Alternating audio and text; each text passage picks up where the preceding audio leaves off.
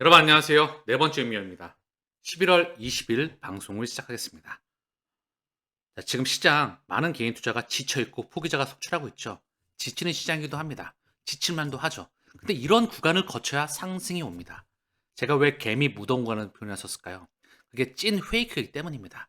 가격으로 흔들고 그 뒤에 진짜 찐 상승이 오기 때문에. 저는 숲을, 금융시장의 숲을 위험으로 바라보기 때문에, 포모로 바라보기 때문에, 탐욕으로 바라보기 때문에 상승은 예정되어 있는 겁니다. 그걸 확신하니까 저는 손이 나갈 수가 있다는 거.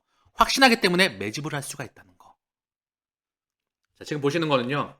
해시디에 김서준 대표가 직접 쓴 글인데요.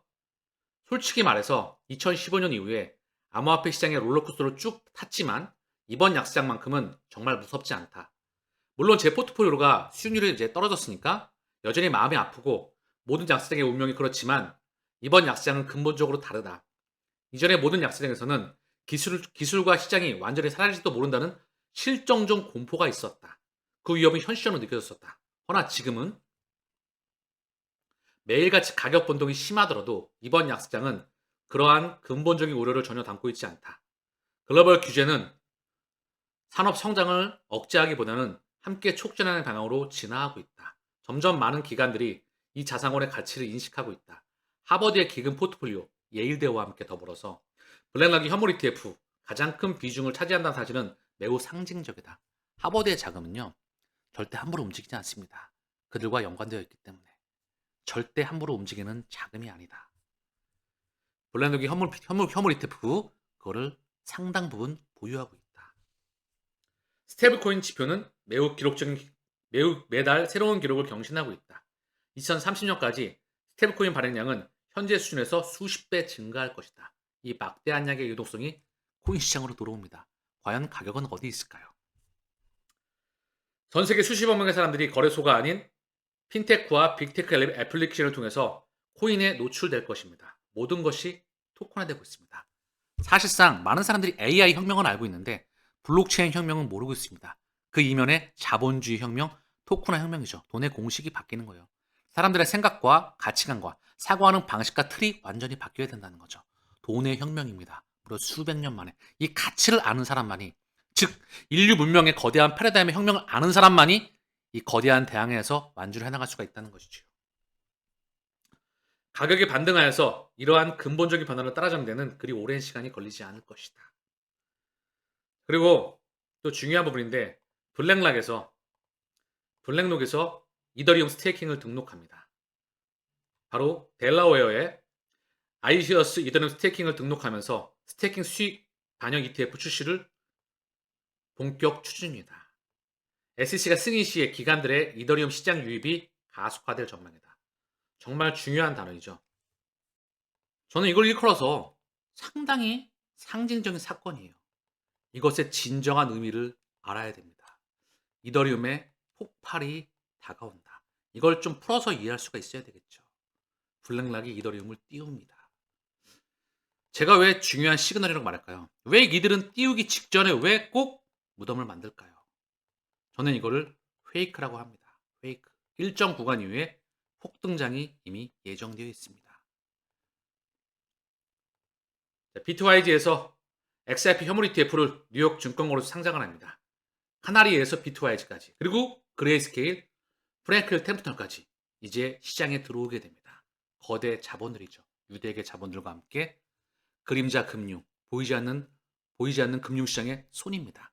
금융시장의 주인과 그들이 연결되어 있는데 얘네가 현물 ETF 모습을 속속들이 드러나게 된다. 여기에 도지까지 참여하게 됩니다. 제임스 페이파트, 블룸버그 애널리스트인데요. 그레이스케일 XRP ETF는 24일 월요일에 출시가 됩니다.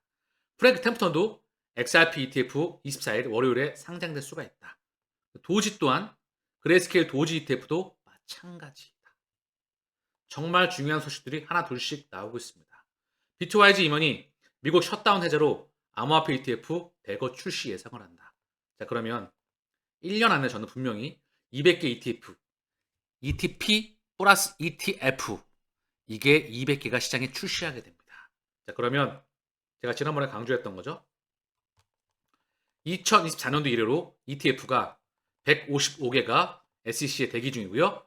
이걸 넘어서는 200개가 시장에 출시하게 됩니다. 이 사람은 결코 허언을 말한 사람이 아니에요. 시차를 두고 증명이 되었다. 시장 상승은 필연적입니다.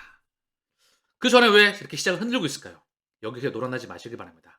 에릭 발츠나츠가 공포심 그리고 투자의 불안 심리를 조성하는 그런 글과 뉴스 이런 거에 쳐다도 보지 말아라.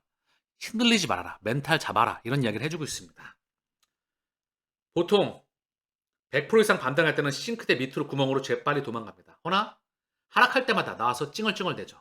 코인 투자자라면 반응하지 않는 게 최선입니다. 클릭도 댓글도 안 달고요. 그들은 반응에 목숨 겁니다. 그들에게 반응하지 마세요. 지금도 제 댓글을 보게 되면 많은 개인들이 지쳐있죠. 차라리 지치더라도 이번 장을 건너서 상승장에서 차익 실현을 하시길 바랍니다. 힘들더라도 좀만 견뎌보세요. 그리고 그게 고스란히 나의 실력으로 자리 잡게 될 겁니다. 그게 내공이죠. 에릭 트럼프입니다. 변동성을 감당할 수 없다면 암호화폐에 투자하지 말라. 에릭 트럼프 형제가 트럼프 주니어와 함께 이 두 형제가 아메리카 비트코인과 연결되어 있어요. 얘가 비트코인 최고라는 세인데요. 여기를 통해서 BTC를 매집합니다. 그러면 트럼프 가가 매집하는 거예요. 중요한 건 현재 가격대에서. 저는 시장의 상승을 확신합니다. 스트레치지 또한 조단위가 넣는 며칠 전에 매집이 있었다. 결국 그런 자금을 함부로 쓰지 않습니다. 자, 비트마인 또한 11월 19일이죠. 6,430만 이더리움을 추미합니다. 그리고 보유 물량이 115만 개. 이게 8월 18일이었어요. 근데 11월 17일 기준에 350만 개, 지금 360만 개 육박하고 있습니다. 115만 개에서 350만 개, 360만 개 육박하고 있다. 석 달 동안 무려 3배가 훌쩍 넘고 이제 4배에 다가와지고 있다. 중요한 건 고점 부근에서 현재 조단위의 손실을 보고 있습니다. 비트마인은. 근데 비트마인의 주요 주주가 누구냐? 지배구조를 보게 되면 결국 달러의 주인과 맞물려 있습니다. 결코 흔들리지 마시길 바랍니다. 세계 슈퍼기관이 매집을 하는데 매집을 함에 앞서서 결국 글로벌 금융시장에 보이지 않는 고래와 맞물려 있습니다. 여러분 들어보셨죠? 대학교 교양 시간에. 아니면 고등학교 때 들어봤을 겁니다. 시장은 경제학의 아버지가 애덤 스미스예요. 그 사람의 국부론을 쓰고 여기 이런 말을 씁니다. 시장은 보이지 않는 손, 이 손이 수요와 공급에 의해서 자연스럽게 가격은 결정된다. 이거 틀린 말이에요. 보이지 않는 손, 보이지 않는 고래가 공급을 통제하여서 가격을 결정합니다. 이게 예전에 석유 왕이었던 록펠러도 마찬가지였고요. 지금 원유 가격도 사우디와 미국이 결정합니다. 금리는 누가 결정하죠? 페드가 결정합니다. 그죠? 돈의 가격은 페드가 결정한다. 반도체 가격은 삼성전자와 SK하이닉스가 결정한다. 빅테크의 전반적인 트렌드는 미국이 결정한다. 거기에 중국이 따라잡고 있죠.